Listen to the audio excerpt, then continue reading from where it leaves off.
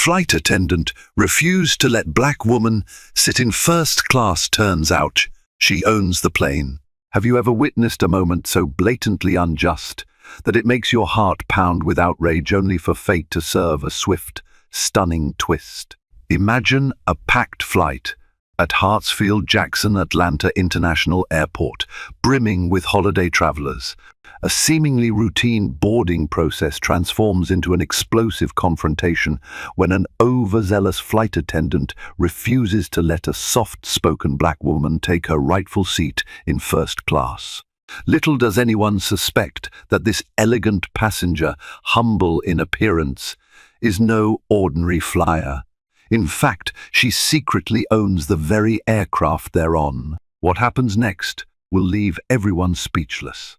Ella Carter stood in the crowded terminal of Hartsfield-Jackson Atlanta International Airport, the hum of announcements echoing through the cavernous space. She felt a surge of excitement for her upcoming flight to New York City, where she was scheduled to meet with her philanthropic foundation's board. Although Ella generally flew privately for business, today she had opted to travel under the radar on a commercial flight to quietly observe airline operations from an everyday passenger's perspective. Ella, after all, was not just a successful entrepreneur. She was the co-owner of a high-end charter plane company that had been steadily expanding. However, she had decided to invest in a smaller commercial airline as well, hoping to improve flight experiences for all travelers, especially those who might, like her, have once felt marginalized. Her usual entourage was absent.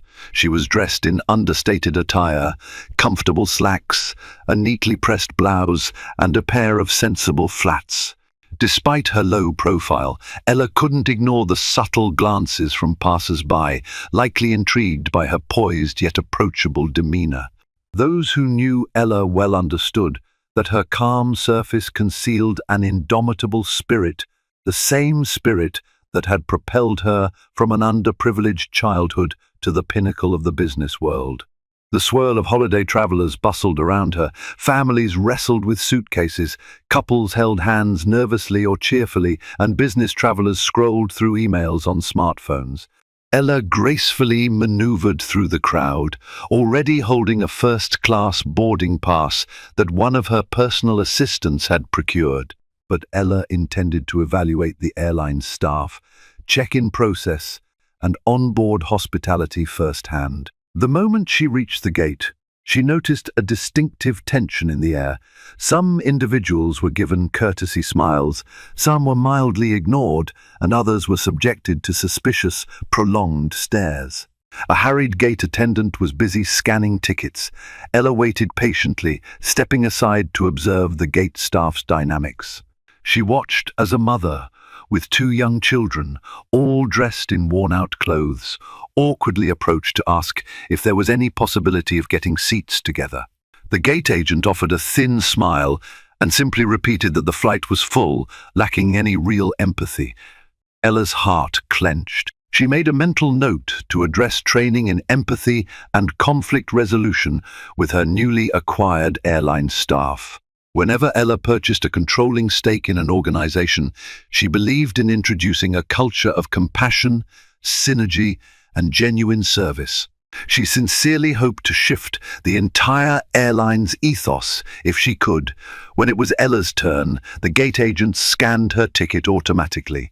The reaction was perfunctory and a bit puzzled, probably because the system recognized the first-class seat, but Ella herself didn't fit the stereotypical image the agent might have expected. Ella offered a warm smile, thanked him, and moved forward, noticing the subtle confusion still etched on his face. She didn't hold it against him. Internal biases are often subconscious, she knew from personal experience, but they can nevertheless wound. She intended to remedy such issues not by condemnation alone, but by training and dialogue. The walkway to the airplane was narrower than Ella remembered from her private charters. She could recall vividly how cramped such spaces could feel when she was a child flying coach on discount airlines, her mother juggling a battered suitcase, and Ella's younger siblings. Yet Ella felt a spark of excitement that her position now allowed her to bring transformation to such experiences. She just needed a solid, thorough understanding of the day-to-day operations from the perspective of an average passenger. That was the impetus for her incognito flight today. Upon entering the plane, Ella noticed the flight attendant directing traffic, a middle-aged woman with sharp features, impeccably styled hair, and a name tag that read Sarah Whitman. Sarah wielded a polite smile like a thin veil over an anxious or perhaps rigidly controlled personality. She greeted each passenger with the same script, though Ella noted subtle differences in how Sarah interacted with different people. "Hello and welcome.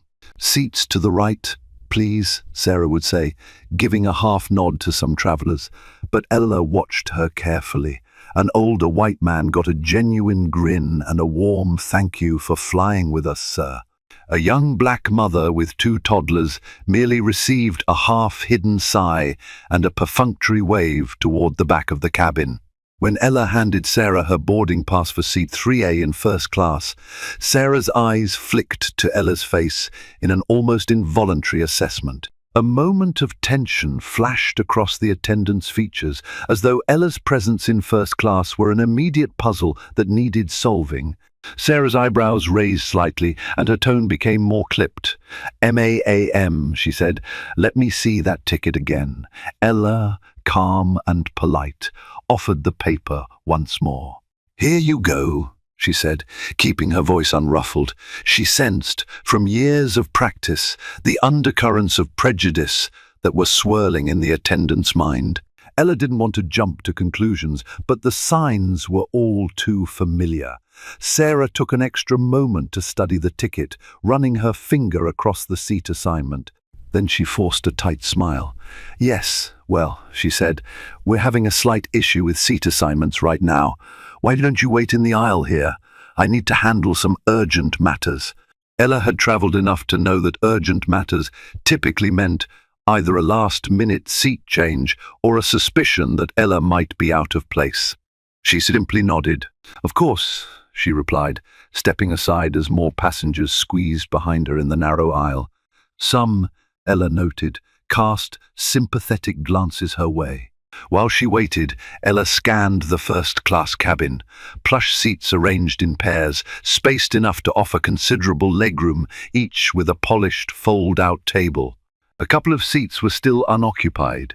She saw a well-dressed man with an expensive briefcase fussing with his overhead luggage. Across from him sat a woman engrossed in a finance magazine. The rest of the seats were a mix of casual business travelers and a few vacationers who had splurged on premium tickets. None of them seemed to notice Ella's predicament, or if they did, they didn't appear willing to intervene. Sarah returned with a more resolute expression. "There's been a bit of a misunderstanding," she told Ella. "We'll need you to move to a seat in the main cabin. We're overbooked in first class." Ella blinked, her expression open but firm. "I was assigned seat 3A, and I purchased a first-class fare. Could you verify if there really is an overbooking issue, or if it's just a matter of checking your seat assignment system?" Sarah's lips pressed into a thin line. "Ma'am, we have an important passenger who needs that seat. We're asking for your cooperation. It's standard procedure in these cases to seat first-class passengers by priority, and we have a top-tier flyer who just came aboard. I appreciate your understanding. You can follow me, please." Ella gazed at Sarah, feeling that old sting of prejudice slice through her chest. However, Ella had come here to observe the airline's failings and to see how best to rectify them. If she revealed her identity too early, she might undermine the authenticity of her learning experience. Yet she also believed in standing up for herself. For now, Ella opted to push back politely, in her calm but unwavering manner. "I understand you have an overbooking policy," Ella said. But is there a reason it has to apply to me? Couldn't we instead ask for volunteers to move to the main cabin, possibly with compensation? Sarah's eyes flashed with impatience. If you can't cooperate, we'll have to involve higher authorities. We have a timeline to maintain, and we can't hold the flight for seat disputes. Now, please move, or I'll have to notify the captain. A hush began to settle among nearby passengers. Ella noticed the cluster of eyes turning toward her. She weighed her options. While she wanted to keep her cover, she also didn't want to simply capitulate to what felt like blatant discrimination. The synergy of the entire scenario revolved around Sarah's immediate assumption that Ella, a black woman dressed modestly, did not belong in first class. After a beat, Ella forced a small, calm smile. "All right," she said softly. "I'll comply for the moment, but I do have a formal complaint to make about this process." Sarah's mouth tightened again. "You're welcome to do so." With that, Ella stepped aside to let a tall man in a business suit, likely the so-called top-tier flyer, slide past her, looking somewhat flustered. He cast Ella a confused glance, but Ella simply stepped back and turned away to quell the sense of humiliation welling in her. Another flight attendant with a friendlier face approached Ella from behind and indicated a seat in the main cabin. Ella followed, reflecting on how crucial it was to address these very issues within the new airline she had a stake in. Ella found herself seated near the back of the plane, close to the restrooms and the galley where attendants constantly bustled in and out. It was far from the comfort of first class. The seat was narrower, legroom nearly non-existent, but Ella took a quiet breath and settled in, adjusting her small carry-on bag under the seat. If she were a typical passenger, she might feel anger or shame at being booted from her rightful seat in such a humiliating manner. Ella, however, possessed a reservoir of composure honed through years of adversity. Her thoughts drifted to her childhood in Atlanta's tough neighborhoods. As a child, Ella had often felt overshadowed, her aspirations drowned out by the daily struggles of her working-class family. In a home with 3 siblings and a single mother holding down multiple jobs, Ella learned early on that society often judged her by her skin color, her environment, and her lack of resources. Teachers, bus drivers, store clerks, many brushed her aside or failed to see her potential, yet Ella had refused to let those assumptions define her. She remembered her first successful entrepreneurial venture, a youth-run car wash in the summer of her high school sophomore year. With borrowed hoses and sponges, Ella organized local teens to wash cars at bargain prices, splitting profits fairly among the group. The neighborhood had never seen anything like it, and Ella's sense of leadership blossomed. That small project ignited a lifelong passion for business and for uplifting those around her. Through scholarships, Ella attended a top business school. She excelled in her studies, but the echoes of prejudice persisted. Classmates sometimes assumed she was only there because of affirmative action or an athletic scholarship. Professors occasionally questioned whether her ideas were truly hers. Each time, Ella responded with diligence and resilience, continuing to push boundaries until she graduated near the top of her class. Later, Ella built successful startups, culminating in a national chain of boutique hotels known for their inclusive hiring practices and progressive community initiatives. And now, ironically, Ella was facing that same old prejudice on an airplane she quite literally had partial ownership of. It stung, but Ella reminded herself that she had come here to experience the airline's daily reality, the flaws in its corporate culture, and the spaces where employees might need training in empathy, bias awareness, and customer service. Regardless, Ella thought, this was a moment to stand up, not just for herself, but for every person who had been unjustly relegated to the back, told they didn't belong. Her thoughts were interrupted by the faint hum of the overhead speaker. The captain announced that boarding was complete. Soon the plane pushed back from the gate, the engines roaring into life as they taxied toward the runway. Ella glanced out the window to see Atlanta's skyline in the distance.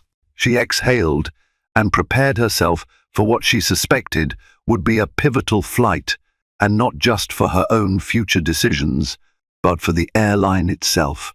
The aircraft climbed steadily, piercing through layers of clouds until the seatbelt sign blinked off.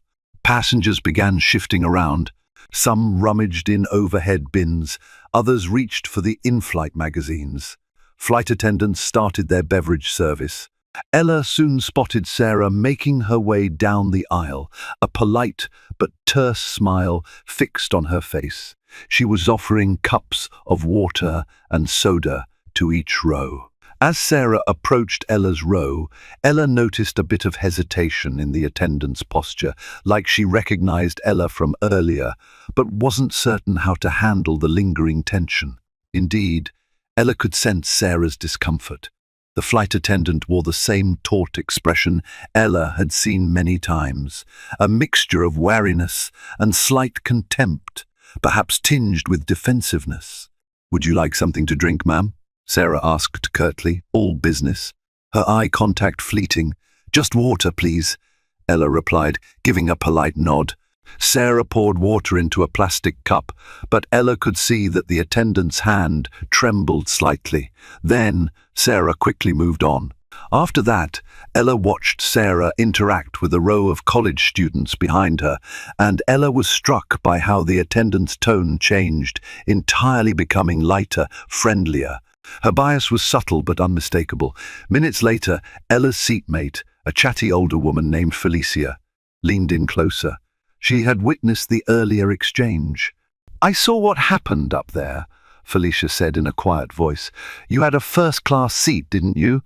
Ella offered a small nod, cautious. "Yes, I did." "That's just awful," Felicia said sympathetically, pressing a hand to her chest. "You know, I fly often, and I've never seen them just yank someone out of first class like that, without offering compensation or a volunteer swap." She shook her head with disapproval. "I'm not trying to pry, but it seemed so unfair. I'm sorry you had to go through that." "Thank you," Ella said, forcing a gentle smile. "I appreciate your concern, but you know, I'll be okay." Felicia sighed. "You carry yourself with grace, honey. If it were me, I'd have given that woman a piece of my mind." Ella suppressed a chuckle. She was grateful for Felicia's empathy, but Ella's long-term goal was bigger than a one-time confrontation. She intended to transform the entire airline culture so that no one else would have to face such treatment. Still, she made a mental note. Sarah had definitely singled her out for reasons Ella suspected had little to do with any legitimate seat issue. As the plane continued on its steady route, Ella observed the rest of the cabin staff. Some were more warm and welcoming. A young male flight attendant cracked jokes and offered extra snacks to the kids on board, earning giggles in return. A second female attendant gave Ella a genuine smile when she passed by with the cart. The disparity between Sarah's frosty demeanor and the other's kindness was stark. Ella knew that individual biases could tarnish a passenger's entire impression of an airline. One negative encounter can overshadow a dozen friendly faces. About an hour into the flight, the plane hit unexpected turbulence. It began as a soft jolt, prompting Ella to grip her armrest. The seatbelt sign blinked on.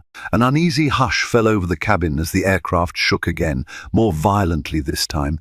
Ella heard a clink as someone's drink spilled onto the floor. A baby cried in the distance. Passengers exchanged anxious looks. The captain's voice crackled over the speakers. "Folks, we've encountered some unpredicted weather patterns. Please return to your seats and fasten your seat belts. Flight attendants, discontinue service until further notice." Sarah and the other attendants hurried to secure carts and lock them in place. Overhead compartments rattled. Several overhead bins popped open, suitcases precariously close to tumbling out. Ella noticed a flight attendant struggling to latch one bin near the exit row, bracing her shoulder against it as the plane lurched again. "Please remain calm," Sarah's voice called out as she tried to weave her way down the aisle, assisting where she could. The plane dipped suddenly, sending a jolt of panic through the cabin. Ella steadied herself, checking her seatbelt. The seatmate Felicia grabbed Ella's hand in fear.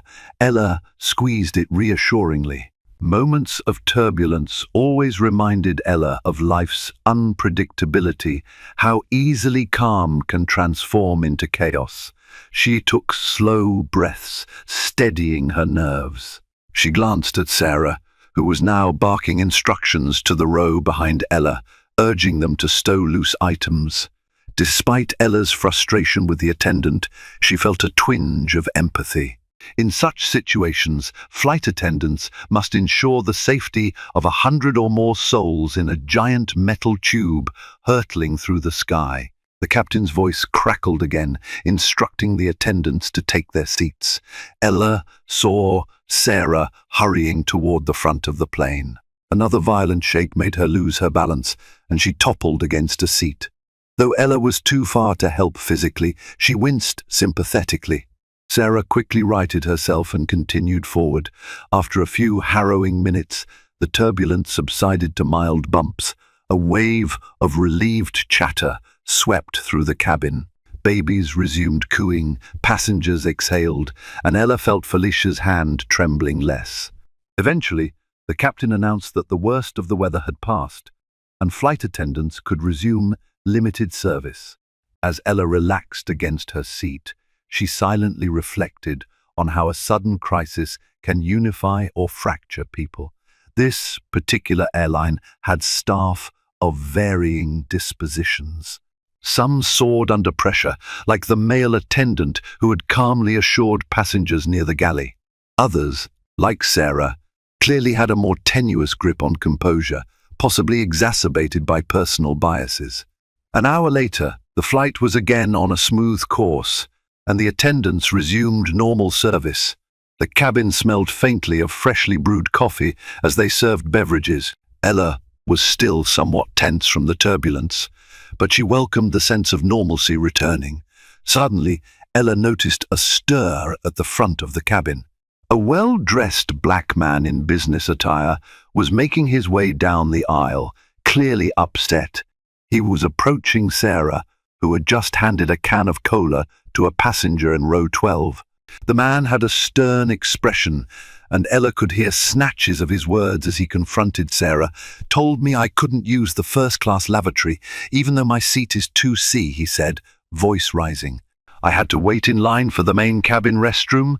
Ella's brow furrowed. First, she had been displaced from first class.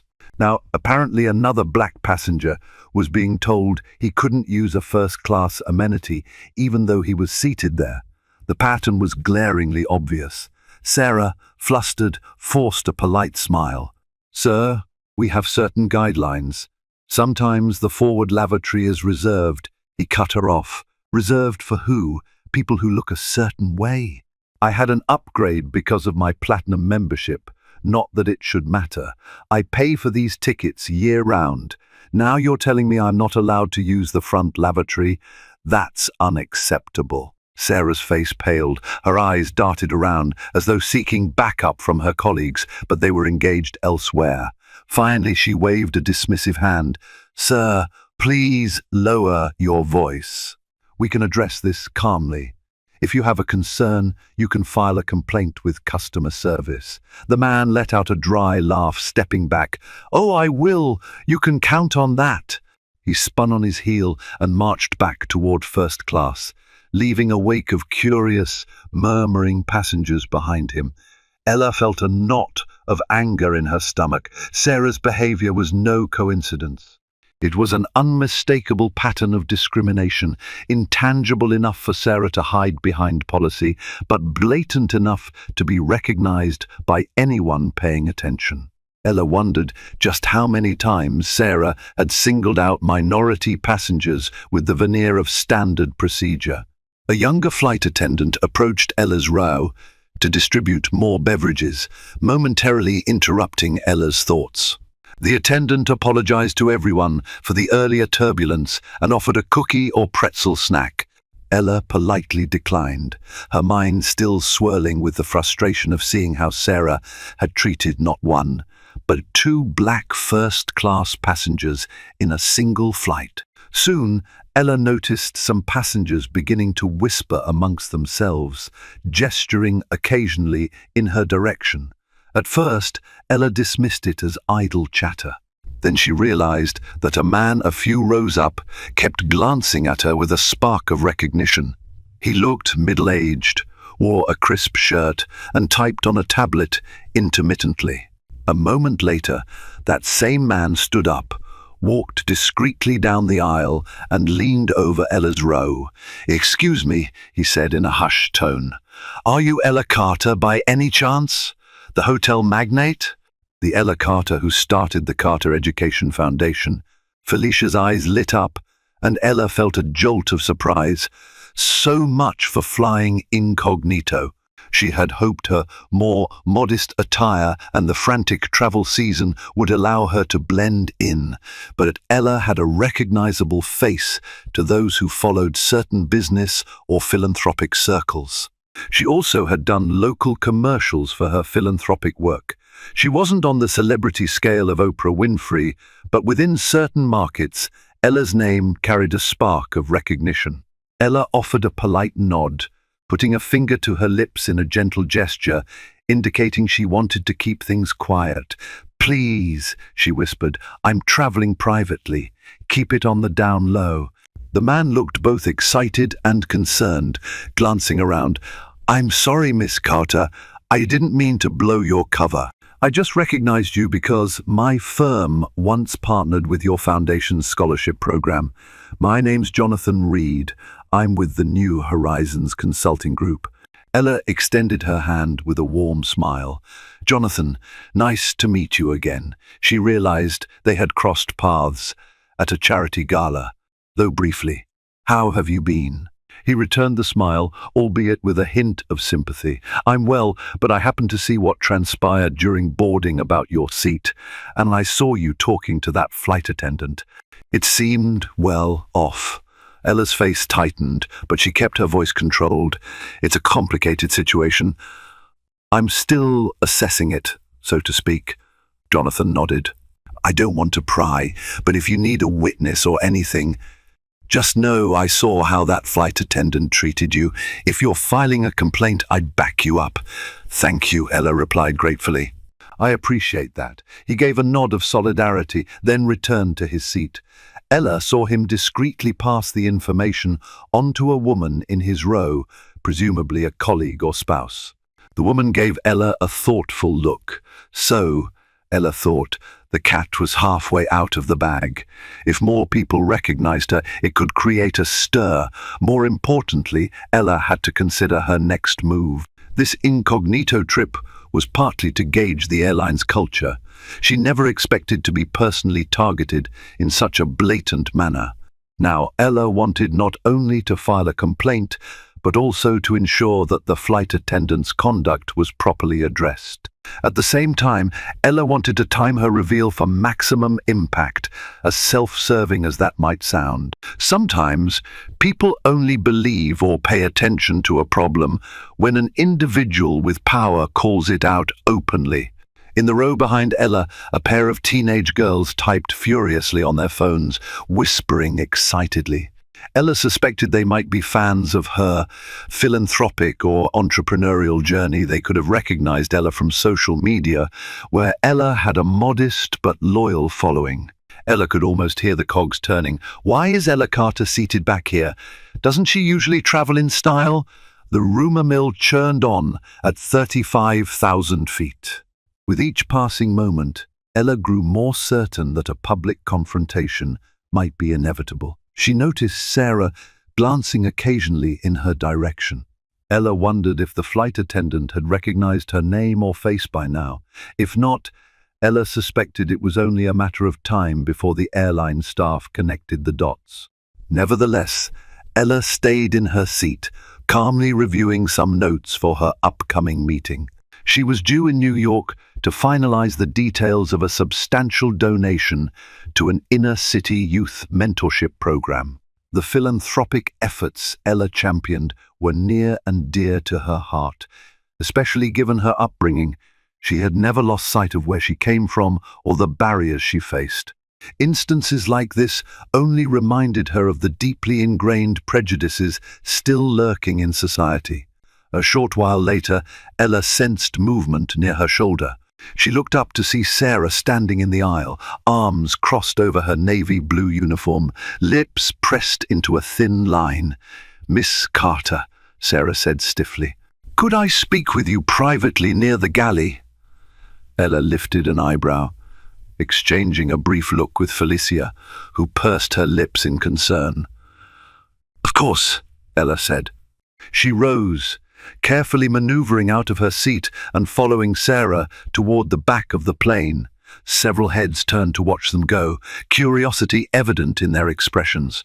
In the cramped galley space, Sarah's expression flickered between apprehension and defiance. She kept her voice low. "I realize now that you have a high profile," she began, choosing her words carefully. "Some passengers recognized you as Ella Carter, the businesswoman?" Ella nodded calmly, crossing her arms. She had expected this conversation, but Sarah's posture suggested defensiveness rather than remorse. "That's correct," Ella said. "I do have a background in business, among other things." Sarah glanced around to ensure no one else was within earshot. "Look, I had no idea who you were when you boarded. The seat reassignments were standard. I was just following protocol." Ella took a slow breath, meeting Sarah's gaze. "Were you? Because it looked a lot like you targeted me specifically, and then you targeted another black passenger in first class, telling him he couldn't use the forward lavatory." Sarah tensed, her cheeks coloring. There was a request from a regular passenger with top-tier status. He needed a seat in first class. We had to make room, and your seat was the only one we could change. She paused, then added, "As for the lavatory, we discourage people from the back coming forward." Ella cut in quietly. "He wasn't from the back, he was in 2C. So that explanation doesn't hold water." Sarah's face paled. She exhaled, adopting a more pleading tone. "Miss Carter, I'm just doing my job. I have a family to support, and I can't afford to lose my position. If you have an issue, talk to management, but please don't make a scene and get me fired. You don't know how hard it is to..." Ella felt a swirl of conflicting emotions. She despised how Sarah was twisting the narrative, yet Ella also understood that many people lash out or discriminate from a place of deeply ingrained biases they might not consciously acknowledge. Ella responded quietly but firmly. "Sarah, the only reason we're having this conversation is because of how you treated me and other passengers. I'm not here to get you fired. I'm here because I care about fairness and equity values that I want this airline to uphold. I want you to be aware of how your actions come across." Sarah's eyes flicked with anger. "Well, maybe you should consider how easy it is for you to talk about fairness and equity from your position of privilege," she said bitterly. "You're Ella Carter, multi-millionaire. A big shot. You can have a private jet if you want. Why are you even on a commercial flight in the first place?" Ella stared at her, momentarily taken aback by the attendant's audacity. She measured her words carefully. "I flew commercial today to see, firsthand, how passengers are treated. And in the future, trust me, that will matter a great deal when we're reorganizing how this airline operates. You may not realize this, Sarah, but I'm in a position to implement changes within this airline. Real changes." Sarah's expression hardened. She seemed to sense Ella's meaning. Ella was more than just a wealthy passenger. She had influence over the airline's operations. But Ella didn't elaborate further. Instead, she let her words hang in the air. "I suggest you return to your duties," Ella said quietly. We can continue this conversation later if you wish, but I hope you'll reflect on how you treated me and the man in 2C. Sarah swallowed, nodded stiffly, and ducked away. Ella stood in the galley for a moment, her heart pounding with both residual anger and empathy. This was precisely the kind of systemic prejudice that Ella had vowed to combat. It seemed her incognito trip had become more personal than she anticipated. Ella returned to her seat, where Felicia patted her hand sympathetically. From across the aisle, Jonathan gave her an encouraging nod, yet Ella also felt the weight of multiple eyes on her. Word had spread that Ella Carter, the Ella Carter, was aboard. People whispered, some in awe, some in confusion, some in judgment. Ella didn't relish the attention, but she was no stranger to it. A short while later, Ella began reviewing the airline's operational procedures documents she had discreetly accessed before her flight. She kept them on a sleek tablet, scanning through training guidelines for flight attendants. In the seat pocket in front of her, Ella also found the airline's official magazine. She flipped through it absent-mindedly, pausing on a page that featured a short piece about the airline's partnership with various charities. Ella grimaced at the cheerful corporate PR. Clearly, there was a disconnect between the brand image and the on-the-ground reality of staff training and attitudes. Halfway through the flight, Ella noticed some passengers glancing out the windows, pointing to a beautiful view of the coastline far below. The ocean stretched into the horizon. Ella thought of how the earth looked so peaceful from above, belying the tensions simmering within the cabin. She felt an odd sense of calm, a clarity that the confrontation with Sarah, while unpleasant, was necessary to spark deeper institutional changes. The flight's final hour brought an unexpected announcement. The pilot's voice came on, sounding apologetic. "Folks, I've just been informed that we'll be encountering a delay upon landing at LaGuardia due to inclement weather. Air traffic control is stacking incoming flights, so we may circle for a bit. Please remain in your seats until further notice." A collective groan spread through the cabin. Ella sighed, mindful that her philanthropic board meeting was time-sensitive. But she texted her team using the plane's Wi-Fi to let them know about the delay.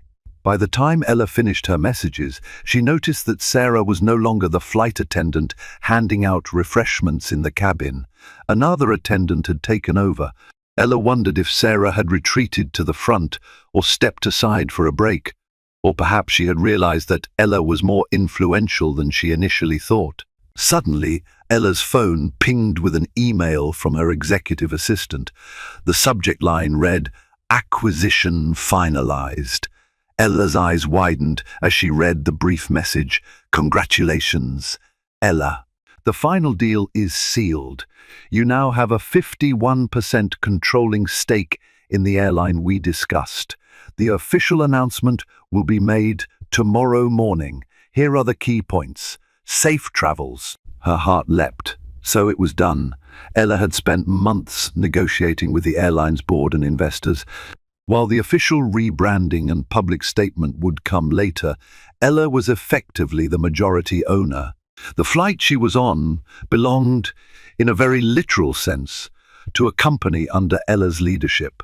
That meant Sarah was not just dealing with a wealthy passenger, but with the new controlling stakeholder of her employer. Ella felt a mix of triumph and gravity. She had the power to overhaul hiring processes, staff training, and accountability measures.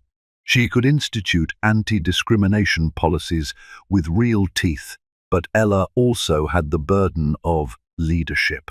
If she handled Sarah's situation poorly, it could create a chilling effect among the staff, or it could appear tyrannical.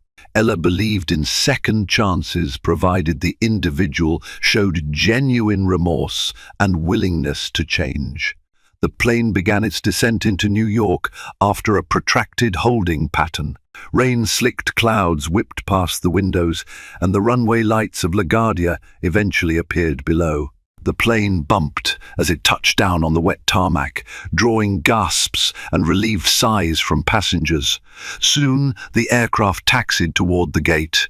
As passengers stood to retrieve their overhead luggage, Ella remained seated, letting the crowd shuffle past. She had only a small carry-on bag anyway. She noticed some people casting furtive glances at her. Felicia gave Ella a warm smile, wishing her good luck in her endeavors. Jonathan Reed paused to say, "I'm sorry about the ordeal, Miss Carter. Let me know if you need anything from a legal standpoint or witness statement. I have your foundation's contact info." Ella thanked him, touched by the solidarity of strangers. Once the aisles were less congested, Ella stepped into them, preparing to exit. When she reached the front, she saw Sarah huddled near the cockpit door with another flight attendant. Sarah averted her gaze as Ella approached. Ella nearly kept walking, but something compelled her to stop. She cleared her throat, addressing Sarah directly. "Sarah, I just want to say I hope we can talk again under better circumstances." Sarah looked torn between defiance and worry. She forced a small nod. "Yes, Miss Carter," she murmured. "Have a good day." Ella offered no further comment. She proceeded out the aircraft door into the jet bridge, feeling the cool draft of air from outside. Each step resonated with the knowledge of what was to come. This airline was hers now, and justice would find its way into the story. Ella believed in a principle called restorative accountability, holding people responsible while also offering a path to redemption. After exiting the gate area, Ella met her driver, who escorted her to a waiting car. Her phone buzzed again this time. It was the airline's CEO, Mark Chambers. Ella answered, hearing the man's excited tone echo through the line. He congratulated her on officially becoming their majority stakeholder and asked if she was still on track for their meeting at the corporate office that afternoon. "I just landed," Ella said, stepping into the black SUV. "I'm about to head straight there, though I might be a bit late because of the weather. See you soon, Mark." The drive through rainy New York streets gave Ella time to gather her thoughts. She arrived at the airline's Manhattan office tower, a sleek glass building that served as the nerve center for the entire operation. Ella was greeted with deference by staff who recognized her from a distance. Mark Chambers, a tall man with a polished aura, met Ella at the elevator, offering a handshake and a wide grin. "Ella, so glad you're here," he said, leading her through corridors lined with portraits of planes and corporate achievements. "It's official. You're the new majority owner. We've been drafting the reorganization plans. I can't wait to finalize them with you." They entered a spacious conference room overlooking the city. Several board members and top executives stood as Ella arrived, extending polite smiles. Ella took her seat at the head of the long table, quietly acknowledging the shift in power dynamics. Not so long ago, Ella was the one hoping for a chance to prove herself. Now, she commanded respect in a room of seasoned executives. After a round of formalities, Mark cleared his throat. "Ella, I understand you just flew in on one of our planes. How was the experience?" A hush descended on the room. Ella could sense everyone's curiosity. She cast a calm, measured gaze around the table. "Honestly," she said, "the flight highlighted several deficiencies in our customer service approach, especially around unconscious bias and discrimination." Murmurs rippled through the group. Mark sat up straighter, looking concerned. "Would you care to elaborate?"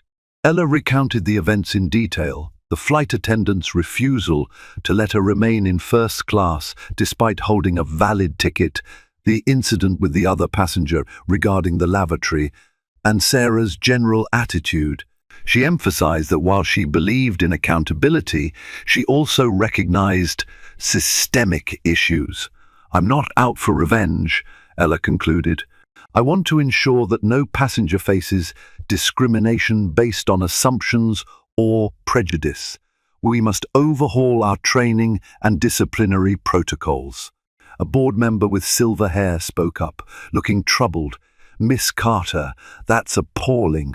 We're deeply sorry you experienced that. Rest assured, we'll take swift action." Ella folded her hands on the table. "Yes, let's address this carefully, though. We need clear policies and a consistent approach to rectify the culture. Individual incidents might be the symptom, not just the cause." Over the next week, Ella juggled multiple meetings to establish her vision for the airline. She appointed a new director of diversity and inclusion to revamp the training curriculum for flight attendants and all frontline staff. She directed the HR department to create safe channels for employees to report discriminatory behavior, whether by colleagues or passengers. Ella even suggested forming a passenger liaison team to handle onboard disputes with compassion and fairness. Press releases soon hit the news. Ella Carter, now majority owner of Skyway Horizons Airline, read the headlines. The official statement included Ella's pledge to improve passenger experiences across all cabins, from economy to first class. Journalists clamored for interviews. Ella obliged in a calm, composed manner, citing a personal commitment to bridging racial and socio-economic divides in air travel. Behind the scenes, Ella requested a meeting with Sarah Whitman. The airline's leadership had already suspended Sarah, pending an investigation into passenger complaints, both Ella's and the man from seat 2C. Ella insisted on a face-to-face discussion, wanting to gauge Sarah's perspective and whether she was capable of genuine change. They arranged the meeting at the airline's HR office. Ella waited in a brightly lit conference room with glass walls, taking deep breaths to maintain composure. Though Ella had faced discrimination countless times in her life, confronting it this directly still stirred emotional pangs. Soon the door opened. A timid Sarah walked in, escorted by the HR manager. She looked nervous, eyes darting around. Ella gestured for her to sit. "Sarah," Ella said softly, "thank you for coming." Sarah nodded, swallowing hard. "Miss Carter," she murmured, voice shaking. "First, let me say I'm sorry for what happened on the flight." Ella took a moment, studying Sarah's face. Remorse flickered there, but Ella couldn't tell if it was genuine or simply fear of consequences.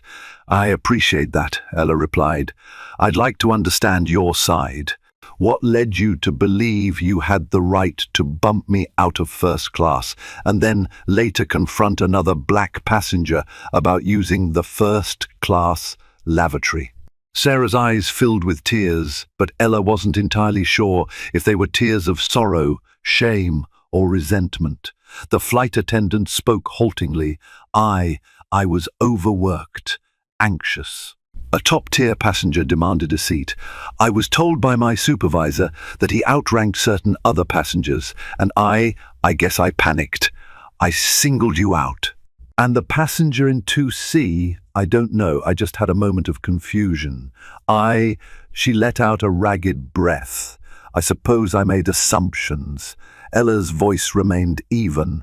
"Were those assumptions tied to the color of our skin?" Sarah's gaze dropped to the table. "I don't want to believe that about myself. I'm not proud of what I did. But I suppose it's possible I let certain biases influence my decisions." The HR manager stepped in calmly. "Sarah, you understand that discriminatory behavior is a serious violation of our code of conduct. We've already received complaints in the past about your interactions with passengers of color." Ella's eyes flicked toward the HR manager at that revelation, but she kept her focus on Sarah. "So, this isn't the first time then?" Tears spilled down Sarah's cheeks. "It's never been this overt." "But I guess it's been noted," she whispered. She looked at Ella, voice trembling. "I'm a single mother with 2 kids. I made mistakes, huge mistakes. I swear I never intended to." Ella studied Sarah's downcast expression. She felt the tension in the room, the weight of a decision that could derail or redeem a life. Ella believed in accountability, but she also believed in the power of second chances if accompanied by genuine remorse and a commitment to change. Ella exhaled, pressing her fingertips together. Sarah, the new policies will require mandatory training for all flight staff, covering bias awareness, conflict resolution, and empathy. This is non-negotiable. If you choose to return to work assuming HR approves, it will be contingent upon your active participation and successful completion of these programs. Do you understand? Sarah nodded quickly, tears still glistening. Yes, absolutely. Ella's gaze hardened, but not with cruelty, rather with resolute seriousness. Any further complaints of discriminatory behavior will lead to immediate dismissal. I'm also expecting you to apologize to the other passenger who filed a complaint, publicly or privately as he prefers. I'm giving you an opportunity to stay employed, but it comes with conditions. Sarah's shoulders shook as she released a shaky breath. Thank you, she said softly. I don't know how to thank you. Ella gave a curt nod. Your thanks is best expressed by changing how you treat people on the job. Show me through your actions. The HR manager gently placed a hand on Sarah's file. We'll formalize these conditions and schedule your training, Sarah. You're on probationary status for 90 days. If you pass that period with no further incidents and complete all training, you can continue your employment with a clean slate. Sarah nodded fervently, standing on unsteady feet. She gave Ella a fleeting look filled with a mixture of gratitude and shame. Then she quietly left the room, the HR manager following behind. Ella remained seated, her mind churning. She had just extended mercy to a woman who had demeaned her publicly, purely out of prejudice. But Ella recognized that firing Sarah might only perpetuate bitterness without healing. If Ella's goal was to truly change hearts and minds within the airline, this was the path she must walk, one that blended accountability with compassion. Days turned into weeks. News of Ella's flight experience and her policy reforms spread within the airline. Employees buzzed with discussions on the new training sessions and Ella's strong stance against discrimination. Many applauded Ella for tackling an issue that had long simmered under the surface. Some were wary, concerned that new guidelines might lead to micromanagement. But Ella assured them the goal was not to punish mistakes, but to foster an environment where staff could thrive and serve passengers without bias. Sarah's case became a cautionary tale. Flight attendants whispered about the close call she had. Some criticized Sarah's behavior, while others felt Ella had been lenient. Ella didn't mind the chatter. The important thing was that an example had been set. The airline was on notice that the old ways, the biases, would no longer be tolerated. Meanwhile, Ella continued her philanthropic work, seamlessly integrating it with her new role. She launched a scholarship initiative for aspiring young aviation professionals from underrepresented backgrounds, forging partnerships with flight schools and engineering programs. The airline pledged to hire a significant percentage of these scholarship recipients as interns and trainees. Ella's mission was clear: to reshape not just the airline's culture, but to address the broader inequalities that kept certain groups from accessing opportunities in aviation. 2 months later, Ella was scheduled to appear at a major corporate event for the airline, the official rollout of a new brand identity. The company had decided to rename itself Skyway Horizons to symbolize new beginnings and an open, inclusive future. Ella was the keynote speaker at the unveiling ceremony in a spacious airport hangar, with the airline's newly painted plane as the backdrop. Executives, media, and select employees gathered for the big moment. Ella stood on a stage, speaking passionately about the airline's commitment to fairness, innovation, and empathy. Cameras flashed. Applause echoed through the hangar. Ella felt a rush of gratitude for how far she had come and how far the airline still had to go, but at least it was on the right path. After the speech, Ella descended the stage and mingled with guests. She chatted with journalists, answered questions about her philanthropic goals, and posed for pictures with scholarship recipients. Eventually, she spotted Sarah standing near the back of the crowd, in uniform, looking uncertain. Ella excused herself from a conversation and approached the flight attendant. Sarah's eyes flickered with both apprehension and relief. "Miss Carter," she greeted. Ella offered a measured smile. "Sarah, how are you?" Sarah smoothed her uniform skirt nervously. "I've completed the training," she said quietly. "It was eye-opening. I realized how often I let my own biases slip into my work without even noticing." I wanted to say, "I'm truly sorry for any pain I caused you and the other passenger. I've also apologized to him. He was gracious enough to accept it." Ella nodded, letting a brief silence pass. Then she placed a hand gently on Sarah's shoulder. "I appreciate that. I hope you'll continue to learn and grow. We all have biases, Sarah, but what matters is how we address them." Sarah managed a small smile, eyes glimmering with genuine relief. "Thank you. I won't let you down." Ella's chest felt lighter. If the flight attendant, who had once so blatantly discriminated, could grow, perhaps there was hope for everyone who harbored unconscious prejudices.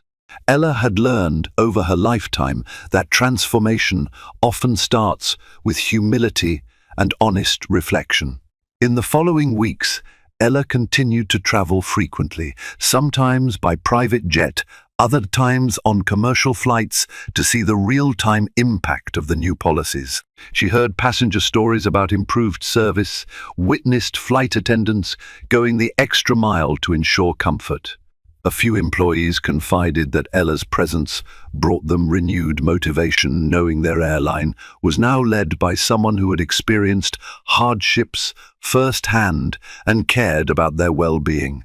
Finally, one crisp morning, Ella prepared to board another Skyway Horizons flight from Atlanta back to New York. This time, she was traveling for a major philanthropic gala. Dressed in a sleek but unpretentious pantsuit, Ella approached the gate, scanning her phone's digital boarding pass. The agent recognized her name but simply smiled politely and directed her toward the plane. No fuss, no drama, just professional courtesy. When Ella stepped onto the aircraft, she was greeted by a flight attendant, a new hire, Ella guessed, because of the bright eagerness in her eyes. "Welcome aboard, Miss Carter," she said warmly. "We're so happy to have you with us." Ella thanked her. She made her way to the first-class cabin, feeling a wave of nostalgia for the day she had been denied this very seat. But now times had changed. The seats were the same plush leather, the overhead compartments just as spacious, yet the atmosphere felt different, lighter, more welcoming. She settled into her seat, adjusting her bag, and exhaled contentedly. Minutes later, to her mild surprise, who should appear but Sarah Whitman, wearing the same crisp uniform, her name tag pinned with pride. She was assigned to the first-class cabin today, and Ella felt a twinge of curiosity about how the dynamic would play out. Sarah approached, posture confident but respectful. "Good afternoon, Miss Carter. Would you like a pre-flight beverage? Champagne, perhaps, or sparkling water?" Ella offered a warm smile. "Sparkling water would be lovely, thank you." As Sarah departed to fetch the drink, Ella couldn't help but reflect on the extraordinary arc of their relationship. Months ago, Sarah had refused Ella's rightful seat in first class.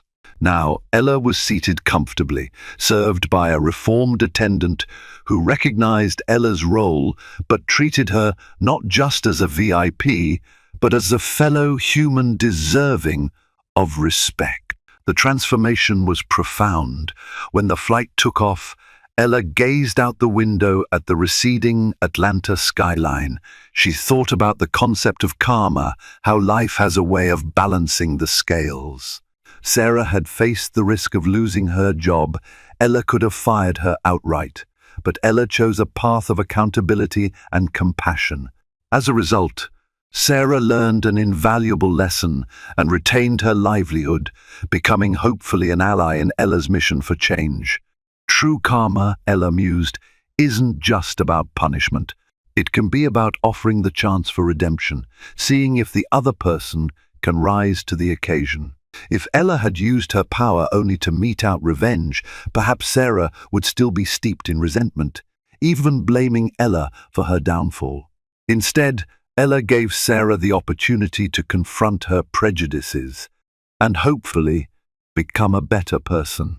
The flight crew performed impeccably. Smooth beverage service, friendly smiles, genuine care for passenger comfort. Ella smiled to herself.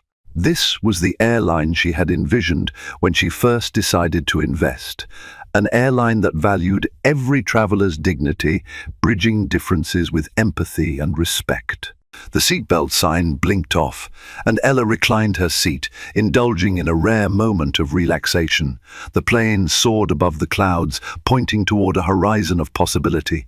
Thank you for joining me on this dramatic and inspiring journey of transformation. Ella Carter's story reminds us that, regardless of our background or status, we all deserve respect and compassion. It also demonstrates the power of leadership and second chances. One decision grounded in empathy can turn a moment of injustice into a catalyst for profound, lasting change. If you found this story moving, enlightening, or simply entertaining, please take a moment to like this video, share it with your friends, and subscribe to the channel. By doing so, you'll help spread empowering narratives that encourage unity and understanding in our everyday lives. And remember, each of us can make a difference, whether as a business leader or a regular passenger. We have the power to challenge discrimination and uplift others. Thank you again for watching, and stay tuned for more riveting stories.